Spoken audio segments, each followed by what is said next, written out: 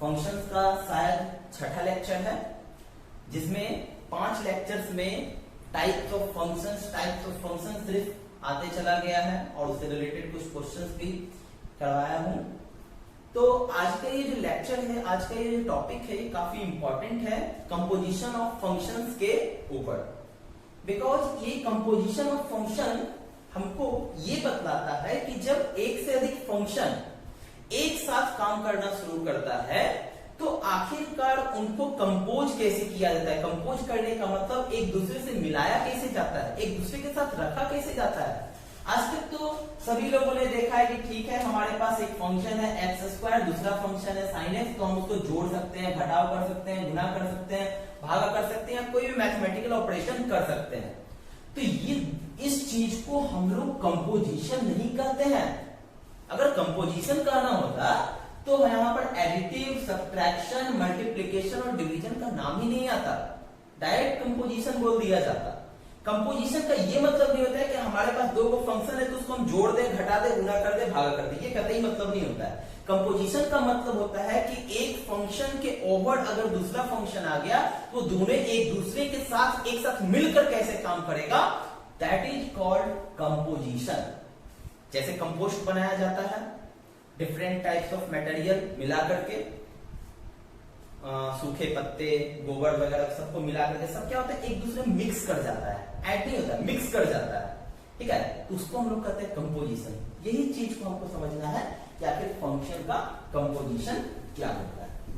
इसका आगे चल करके काफी यूज होगा, जब डिफरेंशिएशन का चेन रूल पढ़ाया जाएगा वहां पर इसका काफी यूज है। चेन रूल को इसी की मदद से ही बनाया जा सकता है आसानी से, ठीक है। तो चलिए शुरू करते हैं। कंपोजिशन ऑफ फंक्शंस क्या होता है। मान लिया जाए कि हमारे पास कोई एक फंक्शन है f, कहां से कहां तक, a से लेकर के b तक, ये हमारे पास पहला फंक्शन है, ठीक है, f from a to b, ठीक है। एक और फंक्शन ले लिया जाए, मान लेते हैं सेट c, जो b से c तक जा रहा है, ठीक है। पहला फंक्शन हमारे पास कौन सा है, a से लेकर के जो b तक जा रहा है, और दूसरा फंक्शन जो है वो b से कहां की तरफ जा रहा है, c की तरफ जा रहा है, ठीक है। अब कंपोजिशन ऑफ फंक्शन क्या होता है कि इन तीनों, ये जो हमारे पास है, ये 3 सेट्स है, इन 3 सेट्स को 2 अलग अलग फंक्शन डिफाइन कर रहा है। एक फंक्शन f है, दूसरा फंक्शन g है। अब हमको क्या करना है, दोनों का कंपोजिशन करना है। कंपोजिशन ऑफ फंक्शन डिफाइन होता है गॉफ से, GOF। इसको हम लोग कहते हैं composition of 2 function f and g। 2 function इसमें कंपोजिट हो रहा है, f का कंपोजिशन हो रहा है g के साथ, ठीक है। तो ये कंपोजिशन जो होता है ये होता है a से लेकर के c तक में, यानी कि यहां से लेकर के हम इसको डायरेक्टली c में अगर हम कनेक्ट कर सकते हैं, दैट इज कॉल्ड गॉफ या फिर कंपोजिशन ऑफ 2 फंक्शंस। इसी तरह से अगर 2 से अधिक फंक्शन, 3 फंक्शन रहेगा तो पहले 2 फंक्शन को कर लेंगे, बाकी जो निकल करके आएगा उसको फिर तीसरे के साथ कंपोजिशन कर लेंगे, तो तीसरे का भी कंपोजिशन हो जाएगा, ठीक है। अब ये जो गॉफ है ये कहां से शुरू होगा, पहले वाले सेट से शुरू होगा और लास्ट वाले सेट तक चला जाएगा, ठीक है। इसका मतलब है ऐसा नहीं कि बी को हम क्या कर दिए, गायब कर दिए, बी भी इसमें इंक्लूड रहेगा। एक एग्जांपल जब लेंगे तो क्लियर हो जाएगा, फिलहाल हम समझते हैं। ये जो कंपोजिशन ऑफ फंक्शन गॉफ जो होता है, इसको लिखा जाता है g ऑफ fx लिखा जाता है। यहां पर fx हमारा फंक्शन है, देखा जाए अगर f की बात करते हैं तो ये हमारे पास x होता था, ये y होता था इनपुट, और ये इसका क्या हो गया, आउटपुट हो गया। उसी तरह से देखा जाए कि ये अगर b से c की तरफ अगर चले तो ये b जो होगा फंक्शन g के लिए इनपुट होगा और c के लिए क्या हो जाएगा, आउटपुट हो जाएगा। मान लीजिए यहाँ पर क्या है, z है हमारे पास, ठीक है। तो अगर हम क्या करते हैं, x से लेकर के डायरेक्टली z तक चले जाते हैं, उसी को क्या कहा जाता है, कंपोजिशन ऑफ फंक्शन कहा जाता है, ठीक है। तो अब जैसे कि हम समझते हैं कि ये जो सेट B है हमारे पास, ठीक है, सेट B में जो भी एलिमेंट होगा उसको हम लोग क्या कहते हैं, रेंज ऑफ ठीक है ना। सेट बी में एफ के लिए ये क्या हो गया, एफ के लिए डोमेन हो गया, ये डोमेन हो गया, और एफ के लिए ये क्या हो गया, रेंज हो गया। ठीक है, अब जब बी से सी की तरफ जा रहा है तो बी वाला क्या हो गया, डोमेन हो गया, किसके लिए, जी के लिए, और सी वाला क्या हो गया, रेंज हो गया। ठीक है, किसके लिए, सी के लिए, यानी कि फंक्शन जी के लिए। ठीक है, ये इसका रेंज हो गया। तो कंपोजिशन ऑफ फंक्शन में काफी इंपॉर्टेंट फैक्टर होता है कि कंपोजिशन ऑफ फंक्शन तब तक सही है जब इसका यानी कि range of function f is equal to domain of function g के बराबर होना चाहिए, तभी एक कंपोजिशन ऑफ फंक्शन डिफाइन है। तो इसका भी काफी इंपॉर्टेंट रोल है। ऐसा नहीं कि किसी को भी उठा करके कंपोजिशन ऑफ फंक्शन कर देंगे।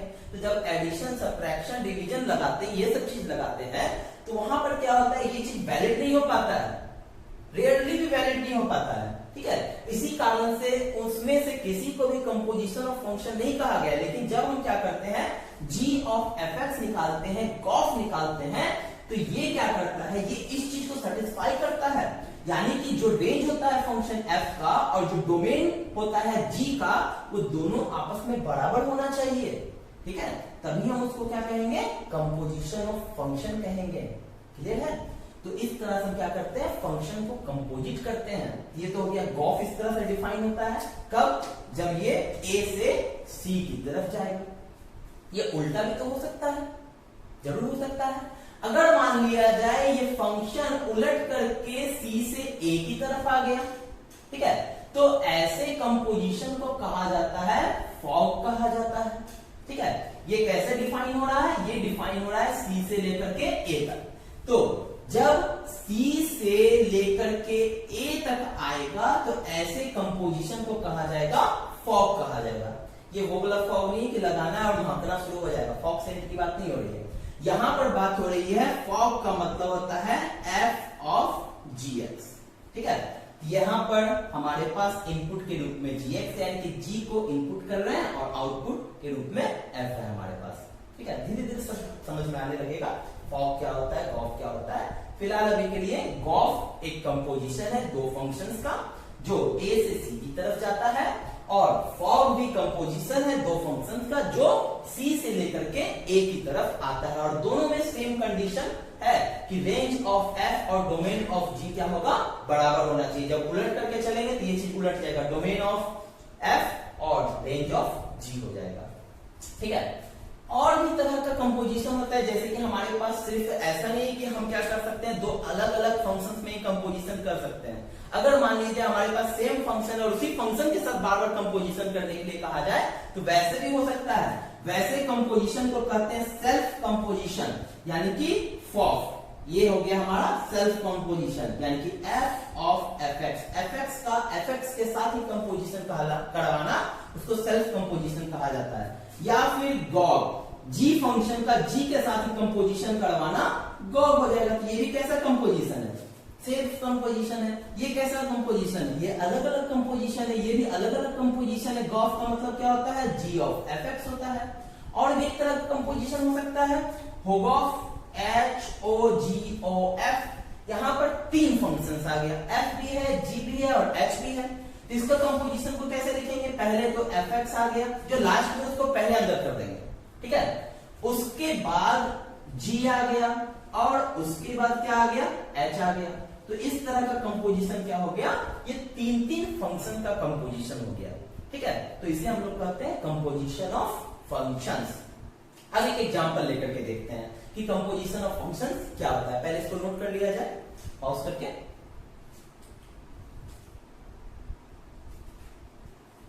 ठीक है, आगे की तरफ बढ़ते हैं, आप लोग नोट कर लिया होगा।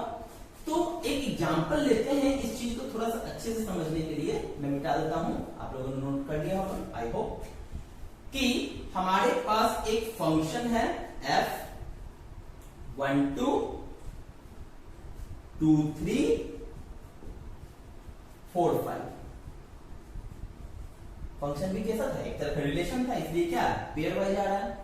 और दूसरा फंक्शन g को भी मान लेते हैं 2 3 3 5 और 5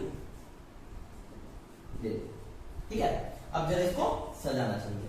तो फंक्शन एफ हमारे पास ए से बी की तरफ है, ये हमारा।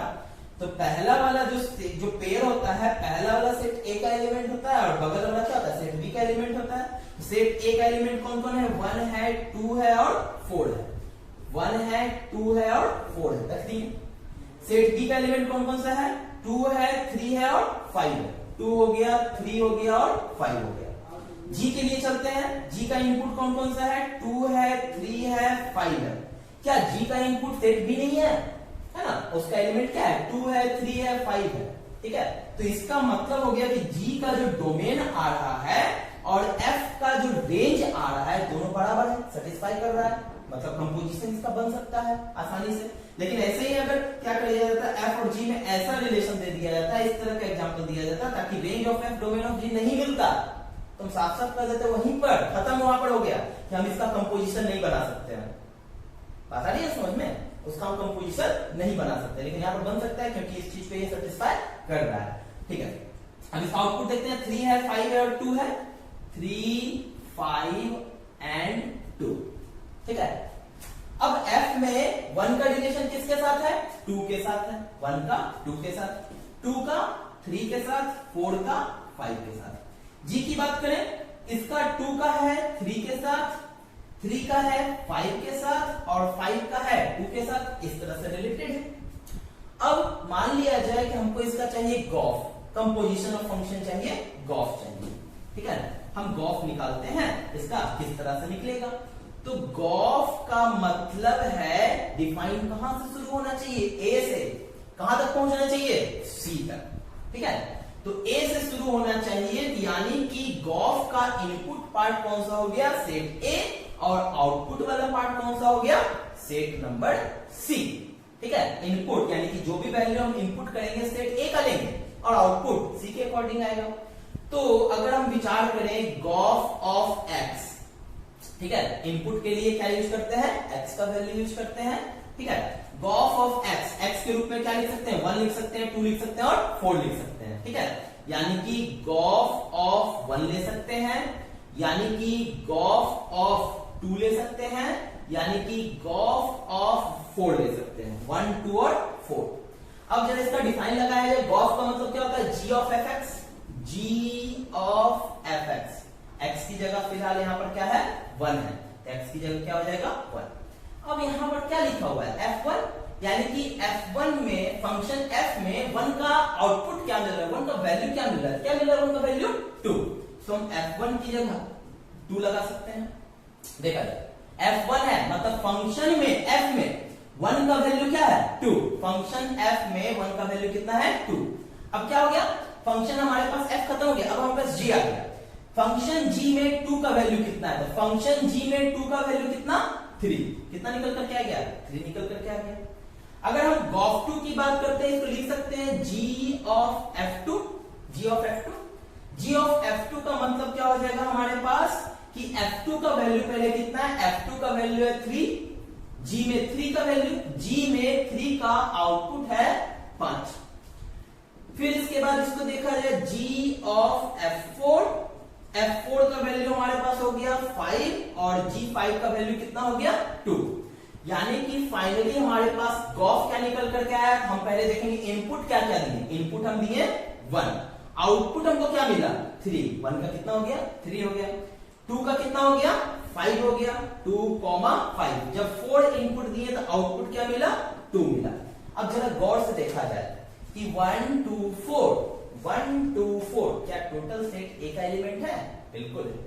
अगर बात किया जाए 3, 5, 2, 3, 5, 2 क्या सेट सी का एलिमेंट है, बिल्कुल है।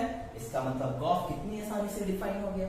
उसी तरह से जब हम फॉग निकालेंगे, तो फॉग निकालने वक्त ये ध्यान देंगे कि जैसे कि हम क्या कर रहे हैं, यहां पर देखते हैं फॉग निकाल रहे हैं, तो फॉग हमारे पास डिफाइन किधर से शुरू होता है, सी से ए की तरफ।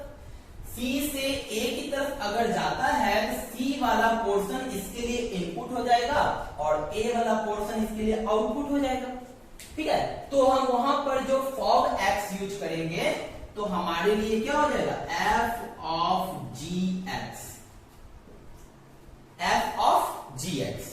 एफ ऑफ जी एक्स जब हम लिखेंगे हमारे लिए g में क्या करना होगा, g फंक्शन का x लेना होगा। g फंक्शन का x का मतलब क्या होता है, g का इनपुट।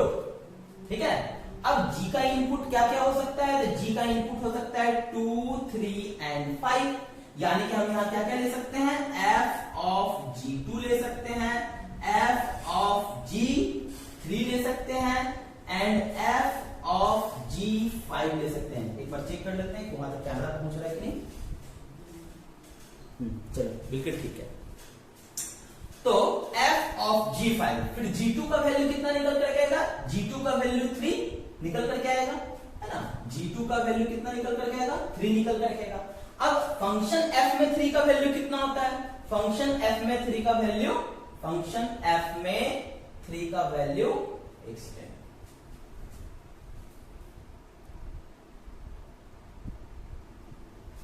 इसको नोट करें, आगे चलते हैं।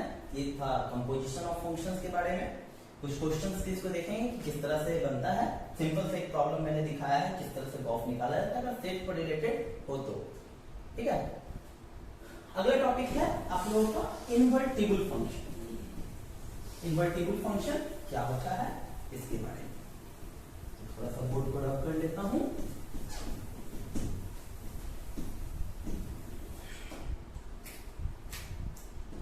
टॉपिक डालेंगे सभी लोग, इनवर्टिबल फंक्शन।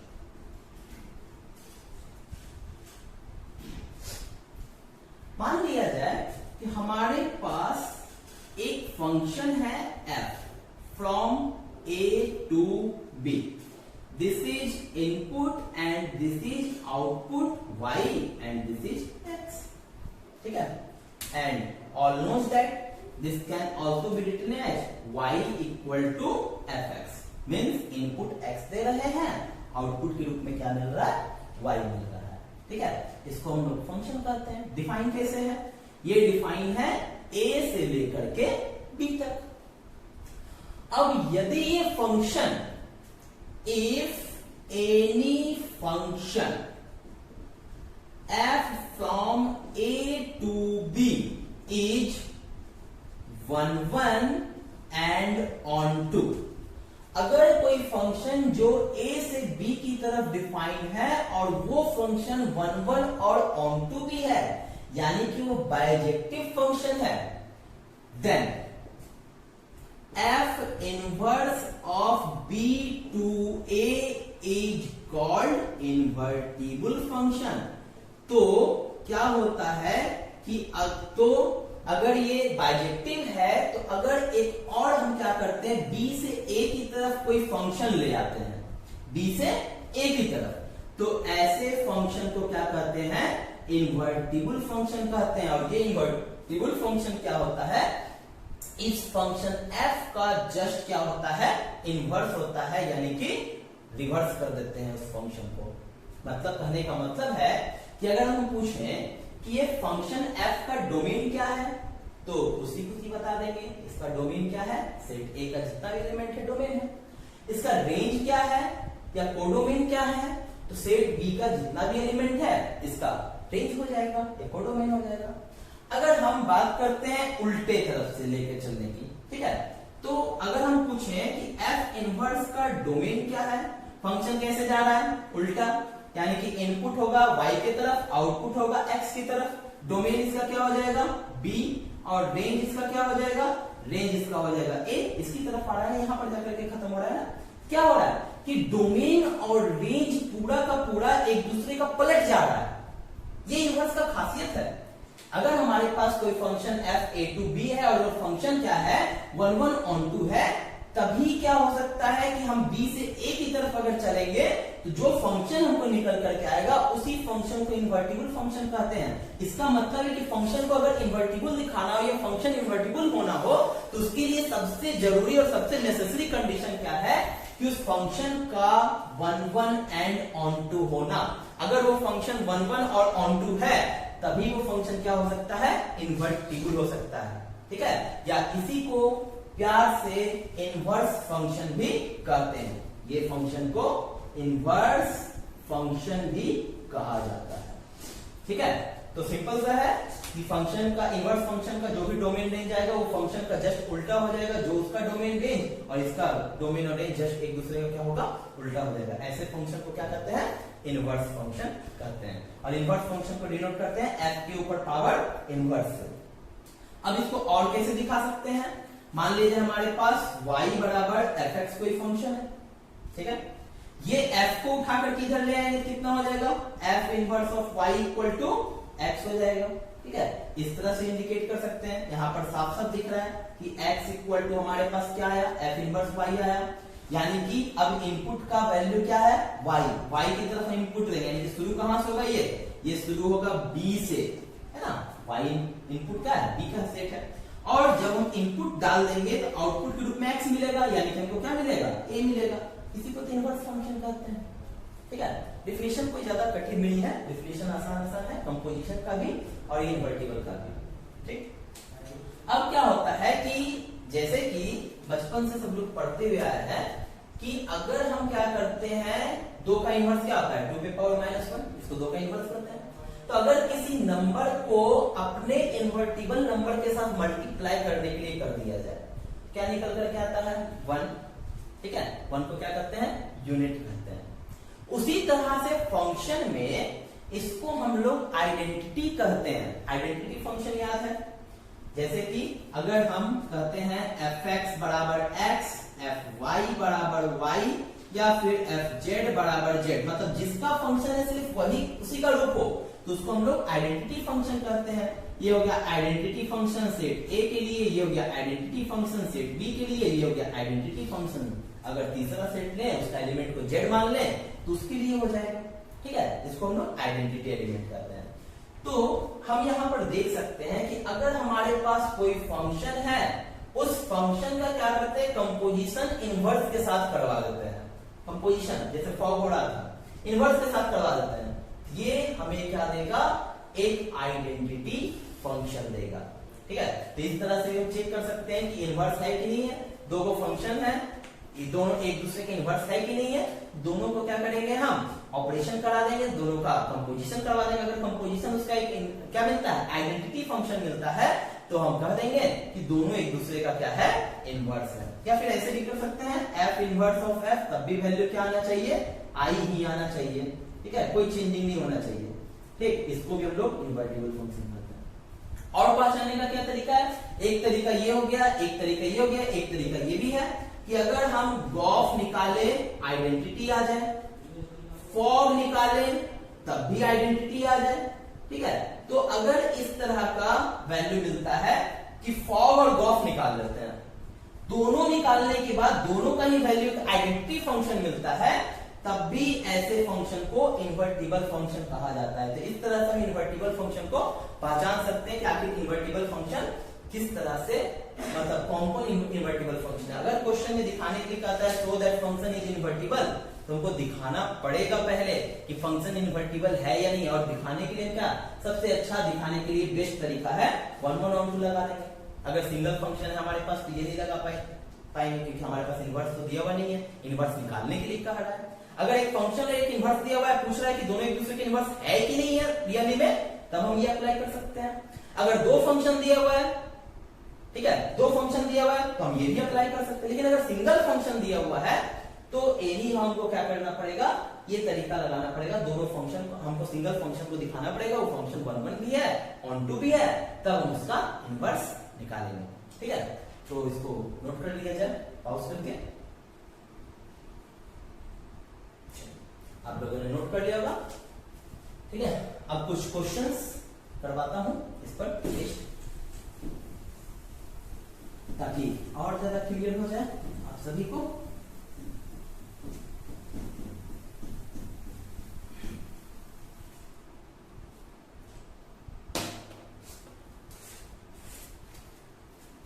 हमारे पास क्वेश्चन है, find the inverse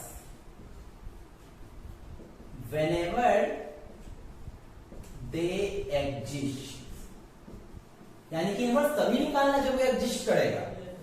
number first, f r plus 2 r plus fx equal to X square for all x belongs to r plus. Number B, f from r plus to -5 to infinity, fx equal to 9x square plus 6x minus 5. दो question है हमारे पास. अगर ये function है, function अगर इसका inverse exist करता है तभी इनवर्स निकालना है. तो एग्जिस्ट करने के लिए हमको पहले चेक करना पड़ेगा क्या इसका इनवर्स पॉसिबल है या नहीं है. पहले क्वेश्चन की तरफ चलते हैं. हमारे पास फंक्शन कैसा है, r प्लस से r प्लस, यानी कि रियल नंबर है, लेकिन कैसा रियल नंबर है, पॉजिटिव रियल नंबर है. मतलब नेगेटिव वैल्यू हम इसमें नहीं डाल सकते, ना ही आउटपुट में ना ही इनपुट में. अब अगर हम 1 1 की बात करते हैं तो दिखाने के लिए हम वेन डायग्राम भी यूज कर सकते हैं. ये हो गया सेट A, ये हो गया सेट B, ये हो गया function fx equal to X square. क्या क्या रख सकते हैं, 1 2 3 रख सकते हैं. 1 का स्क्वायर 1, 2 का स्क्वायर 4, 3 का स्क्वायर 9. ये भी r प्लस, आउटपुट भी r plus, unique relation, function 1 1 भी दिख रहा है. ठीक है. अब हम ऑन टू की बात करते हैं, या फिर मैथमेटिकली भी दिखा सकते हैं. 1 1 को मैथमेटिकली दिखाने के लिए क्या बताए थे कि fx1 बराबर क्या लेना होगा, fx2 लेना होगा. क्या हो जाएगा, fx का वैल्यू हमारे पास x स्क्वायर है, x की जगह x1 लेंगे तो x1 का स्क्वायर, और x की जगह x2 लेंगे तो x2 का स्क्वायर. फिर क्या होगा, इसको हम इधर ला सकते हैं, x1 का स्क्वायर माइनस x2 का square equal to 0. a square minus b square क्या होता है, a प्लस b, और इनटू a माइनस b. अब दोनों प्रोडक्ट में आ गया है, इसको हम लिख सकते हैं x1 minus x2 equal to 0 और x1 plus x2 equal to 0. यहां से x1 इक्वल टू x2 आ गया, और यहां से x1 does not equal to minus x2 आ गया. ठीक है. ठीक तो कह रहा है कि x1 का वैल्यू निगेटिव ऑफ x2 के बराबर नहीं आना चाहिए, यानी कि निगेटिव के बराबर नहीं आना चाहिए. वही बात तो ये भी कह रहा है, आउटपुट निगेटिव नहीं मिलना चाहिए. इधर क्या कह रहा है कि x1 का वैल्यू x2 के बराबर. अब देखा जाए, अगर इधर हम पॉजिटिव लेते हैं तो इधर भी पॉजिटिव मिलेगा. निगेटिव का तो सवाल ही नहीं उठता, निगेटिव हम सेट ले ही नहीं सकते हैं. इसका मतलब है कि ये जो हमारे पास फंक्शन है ये साफ रूप से कैसा है, 1 1 फंक्शन है. अगर यही यहां पर क्या रहता, ये r और ये r प्लस रहता, कहानी बदल जाता. कैसे, क्योंकि जब r रहता तो हम निगेटिव भी ले सकते थे, +1 और -1 ले सकते थे. +1 का भी स्क्वायर 1, -1 का भी स्क्वायर 1, फंक्शन हो जाता मेनी 1. टू डिफरेंट इनपुट का आउटपुट से मेनी 1 का डिफिनेशन हो गया. फंक्शन जैसे ही मेनी 1 होगा उसका इनवर्स एग्जिस्ट ही नहीं करेगा. ठीक है. तो बहुत ही इंपॉर्टेंट रोल क्रिएट करता है ये वाला, इसलिए बड़ा ध्यान देकर के इसका एग्जांपल्स लेना है, या फिर जो भी सोल्यूशन करेंगे उसको उससे वैलिड करवाना है. ठीक है ना. यहाँ पर ये वैलिडिटी ले नहीं रहा है, इसलिए हम इसको ऐसे ही खत्म कर देंगे, क्योंकि यहाँ पर क्या करा, x belongs to r plus, और ये निगेटिव ऑफ x2 आ गया, बिलोंग ही नहीं करेगा. ठीक है. ये तो ऐसे ही खत्म हो गया. बचा हमारे पास ये, और ये क्लियरली 1 1 को दिखा रहा है. दूसरा चीज देखा जाए कि ऑन टू है कि नहीं है. तो ऑन टू के लिए क्या था कि fx बराबर है हमारे पास x स्क्वायर. ऑन टू में क्या बताए थे, इसको y मान लिया जाए. अभी x स्क्वायर के टर्म में ये दिख रहा है, इसको y के टर्म में दिखाना है. तो y बराबर एक्स स्क्वायर है, तो x बराबर क्या लिख सकते हैं, इसको √y लिख सकते हैं.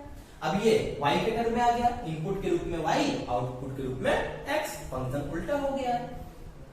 अब यहां पर देख सकते हैं कि fx बराबर y था. अगर हम x को यहां छोड़ दें तो ये क्या हो जाएगा, f इनवर्स ऑफ y हो जाएगा. क्या हम इस x को हम लिख सकते हैं f inverse of y. f inverse of y means कितना हो गया, √y हो गया. ठीक है. अच्छा, जैसे ही इसके रूप में हम इसको बदल सकते हैं, जैसे ही बदले तो क्या करते हैं, हमको पहले, अच्छा इससे पहले इनवर्स हम निकाल देंगे यहीं पर, अभी नहीं निकालना था. ठीक है. उसको बाद में निकालना था इनवर्स. ठीक है. पहले अभी ऑन टू दिखाना है. तो हम यहाँ पर क्या करते हैं, x की जगह कितना आ गया, √y आ गया. तो हम फंक्शन में पुट करके देखते हैं कि हमारे पास फंक्शन क्या था, हमारे पास फंक्शन था fx. x की जगह हमारे पास क्या है फंक्शन में, x की जगह निकल कर क्या आया है, √y है ना. फंक्शन में x की जगह क्या निकल कर क्या है, x की जगह √y निकल कर क्या है. तो हम फंक्शन में पुट करेंगे. हमारे पास फंक्शन कैसा था, fx equal to X square था. x की जगह है √y, यहां पर भी x की जगह क्या लिखेंगे, √y का स्क्वायर लिखेंगे, ठीक है। रूट वाई का स्क्वायर लिखेंगे, कितना आ जाएगा हमारे पास, वाई आ जाएगा, यानी कि जो हम माने थे कि आउटपुट मिलना चाहिए, ठीक है। तो अब हम इनपुट ये डाल रहे हैं, तो जो हमारा पुराना वाला आउटपुट था वही मिल रहा है कि नहीं मिल रहा है, नहीं बात है समझ में। मान लीजिए हम आउटपुट हम यहाँ पर y मान लिए, ये x से y है, हम y मान लिया आउटपुट, इसको हम इंटर कन्वर्ट किए, यानी कि अब इसको हम क्या किए, पहले ये x के टर्म में था, अब इसको y के टर्म में लिखे। चेक करना है ना क्या ये ऑनटू है कि नहीं। तो ऑनटू का डेफिनेशन क्या था कि इसका जितना भी एलिमेंट है सबका सेट ए के साथ फ्री में मिलना चाहिए, टोटल एलिमेंट का। तो हम सबके बदले y मान लिए। तो वापस से जब हम फंक्शन में पुट किए, फंक्शन में पुट करने के बाद इसी वैल्यू को जो हमारे उलट करके आया है, उसी वैल्यू को हम x की जगह इनपुट बना दिए। इनपुट बना करके जैसे ही पुट किए तो हम जैसा पहले माने थे वही का वही आ गया। इसका मतलब क्या कहना है, इसका मतलब कहना है कि ये जो हम y माने हैं वापस से घूम फिर करके वही आ गया। इसका मतलब ये y जो है ये पूरे स्टेट्स का प्री इमेज बना सकता है, ठीक है। नहीं तो ऐसे अगर क्लियर नहीं हो रहा है तो हम इसको ऐसे भी देख सकते हैं, हम डब्बा बना लेंगे, ठीक है, उल्टा इधर y और इधर x, ठीक है। y की जगह क्या रख सकते हैं, 1 रख लेते हैं, ठीक है। 1 रखेंगे तो इसका आउटपुट 1 मिलेगा, क्योंकि 1 का रूट 1 होता है। y की जगह 2 रख लेते हैं, 2 का रूट क्या मिलता है 1.414, 3 रख लेते हैं 1.73।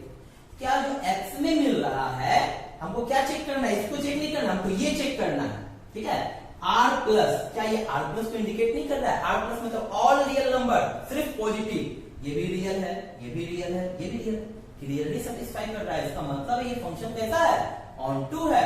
और जब फंक्शन 1 भी हो जाए, ऑन टू भी हो जाए, हम लिख सकते हैं हेंस f इनवर्स एग्जिस्ट। इसका मतलब है कि इनवर्स उसका एग्जिस्ट करेगा। क्यों करेगा, क्योंकि फंक्शन कैसा है, बाइजेक्टिव है। और जब एग्जिस्ट करेगा therefore f inverse of y, ठीक है। तो f इनवर्स ऑफ y का वैल्यू किसके बराबर है, x के बराबर है, इज इक्वल टू x। और x का वैल्यू क्या निकाल करके लाए हैं, जरा देखा जाए, x का वैल्यू क्या है हमारे पास, रूट अंडर y, है ना। यानी कि हमारे पास f इनवर्स ऑफ y कितना हो गया, रूट अंडर y। कभी कभी क्या करता है ऑप्शन में x के जैसा देख करके कंफ्यूज कर देता है, कंफ्यूज नहीं होना है, हम वेरिएबल को चेंज कर सकते हैं, हम चाहे तो यहाँ पर y। चलिए ये 3 क्वेश्चन है फंक्शन का कंपोजिशन से रिलेटेड। fx बराबर 3 माइनस एक्स क्यूब का 1/3 है, ऑफ x निकालना है, यहाँ पर गॉफ और फॉग निकालना है, यहाँ पर होग ऑफ निकालना है, ठीक है। तो पिछले वाले लेक्चर में देखा था कि कैसे हम इन्वर्टिबल फंक्शन दिखा सकते थे और वहां से इन्वर्स निकाल सकते थे, जिसमें वेरिएबल से कोई मतलब नहीं, हम वेरिएबल को चेंज भी कर सकते हैं। अगर y के टर्म्स में आया तो उसको x के टर्म्स में भी लिख सकते हैं, z के टर्म्स में भी लिख सकते हैं, जैसा हमारे पास ऑप्शन या जैसा क्वेश्चन कहेगा वैसा काम करना है, ठीक है। नहीं तो हम वैसे भी छोड़ सकते हैं। चलिए देखा जाए, हमारे पास सबसे पहले निकालना है f of fx, ठीक है। f of fx मींस क्या होता है, f of fx। इसी तरह से कंपोजिशन ऑफ फंक्शन डिफाइंड है, ठीक। fx का वैल्यू क्वेश्चन में क्या दिया है, 3 माइनस एक्स क्यूब पे पावर 1/3, 3 माइनस एक्स क्यूब पे पावर 1/3 है, ठीक है। अब हम क्या करते हैं, इस पूरे को हम थीटा मान लें, तो यहाँ पर क्या हो जाएगा, f थीटा हो जाएगा। इस पूरे को जितना भी अंदर है सबको थीटा मान लें। अब फंक्शन f में x की जगह क्या पुट होगा, थीटा। फंक्शन f में x की जगह थीटा, x यहाँ पर है, x की जगह रख दिए थीटा। थीटा किसको माने थे, थीटा हम इस पूरे को माने थे, टोटल को। इस टोटल को थीटा की जगह रख देंगे, तो थीटा की जगह क्या रखा है, 3 माइनस एक्स क्यूब। अच्छा 3 तो हमारे पास यहाँ पर हमारे पास क्या हो गया, 3 माइनस थीटा की जगह जितना है 3 माइनस एक्स क्यूब पे पावर 1/3 रख दिया गया, और थीटा पे पावर 3 दिए, तो थीटा हो गया टोटल, उस पर पावर 3 लगा दिए, और इस पूरे पे 1/3 भी टोटल अप्लाई कर दिया। फिर से ध्यान देना है, फिर से ध्यान देंगे, थोड़ा सा कैमरा में प्रॉब्लम आ गया था। चलिए सब कुछ ठीक है। तो यहाँ पर क्या करना है कि पहले हम क्या करते हैं, इसको थीटा पूरा मान लेंगे, ठीक है। थीटा मानने के बाद क्या करेंगे कि जितना भी हमारे पास है, ठीक है, फंक्शन f है, x की जगह क्या आ गया हमारे पास, थीटा आ गया, x की जगह थीटा रख दिए, हमारे पास क्या हो गया 3 माइनस थीटा क्यूब पर पावर 1/3 हो गया, ठीक। अब थीटा हम किसको माने थे, थीटा माने थे 3 माइनस एक्स क्यूब 1/3 को, तो थीटा की जगह हम टोटल रख दिए, उस पे पावर 3 है, पावर 3 भी लगा दिए और टोटल पे पावर 1/3 ये बैठा दिए। सब कुछ वही है, बस थीटा चेंज हो रहा है, एक्स चेंज हो रहा है बस। तो यहाँ पर 1/3 से थर्ड कट जाएगा, पावर बचेगा 1, हम हटा सकते हैं ब्रैकेट को, हटाएंगे तो minus minus minus plus minus हो जाएगा, minus plus minus minus plus हो जाएगा। ठीक है, 3 3 कैंसिल हो गया, x की पावर 1/3 का वैल्यू x हो गया। आगे बात समझ में? ठीक है, इस तरह से हम कंपोजिशन ऑफ फंक्शन बनाते हैं। इधर देखा जाए तो इधर हमारे पास क्या है, इधर हमारे पास गॉफ एक्स है। गॉफ एक्स का डिफिनेशन क्या था, g ऑफ एफ एक्स, यानी कि g ऑफ एफ एक्स। ठीक है, अब हमारे पास एफ एक्स का वैल्यू सेकेंड नंबर क्वेश्चन में कितना है, 8x³ है। अब इस 8x³ को हम क्या मान लेते हैं, थीटा। हमारे पास क्या हो जाएगा, g थीटा। g फंक्शन यहां पर दिख रहा है, x की जगह थीटा रखेंगे तो g थीटा का वैल्यू थीटा पे पावर 1/3, थीटा पे पावर क्या हो गया 1/3। थीटा किसको माने थे, 8x³ को थीटा माने थे हम, है ना। थीटा की जगह 8x³ लगा देंगे, पावर 1/3 है तो लिख सकते हैं 2x का होल क्यूब, पावर 1/3 कैंसिल हो जाएगा, बचेगा हमारे पास कितना, पावर 1 बचेगा। तो हमारे पास कितना बच करके आ गया, 2x बच करके आ गया। अगर ये फॉग निकालना क्या हो जाएगा, f ऑफ gx, gx का वैल्यू कितना है, x की पावर 1/3। ठीक है, अब इसको अगर थीटा मान लेंगे, किसमें पुट करना है, f में पुट करना है। f में x की जगह x पे पावर 1/3, x की जगह है ना 8 की जगह 8 है, न्यूमेरिकल कभी भी चेंज होगा, जब भी चेंज होगा सिर्फ वेरिएबल। x की जगह कितना रखना है, x पे पावर 1/3, x की जगह x पे पावर 1/3 और पावर 3। सेम टू सेम वैसा ही है ना, सेम टू सेम वैसा ही, बस x की जगह जो पहले वाला है उसको बैठा देना है, ये कट जाएगा, x बचेगा यहाँ पर हमारे पास कितना आ जाएगा, 8x आ जाएगा। तीसरा देखते हैं h और g ऑफ f निकालना है, इसका मतलब क्या हो जाएगा, h of g of fx। fx का वैल्यू पुट करेंगे, fx कितना है हमारे पास 2x रखनी है। अब ये 2x g वाले में पुट होगा, g वाले में वेरिएबल कहां है हमारे पास, y की जगह 2x पुट करेंगे तो 3 × 2x + 4 6x + 4 आ जाएगा। फंक्शन चला गया h में वेरिएबल कहां है हमारे पास, z है, z की जगह क्या पुट हो जाएगा 6x + 4, बन गया कंपोजिशन ऑफ फंक्शंस। ठीक है, इस तरह से कंपोजिशन ऑफ फंक्शंस बनाते हैं। ठीक, आप लोगों को करना क्या है कि प्रैक्टिस करना है कंपोजिशन ऑफ फंक्शंस पर, इन्वर्टिबल फंक्शंस पर। ठीक है, प्रैक्टिस करके इसको कंप्लीट करना है। उसके बाद एक वीडियो और बचेगा आप लोगों का डोमेन और रेंज से रिलेटेड। ठीक है, तो अगले वीडियो में डोमेन कैसे निकाला जाता है और रेंज कैसे निकाला जाता है उस पर कुछ चर्चा करेंगे। तब तक के लिए आप लोग पढ़ते रहें और घर में बैठ करके मजे लेते रहें।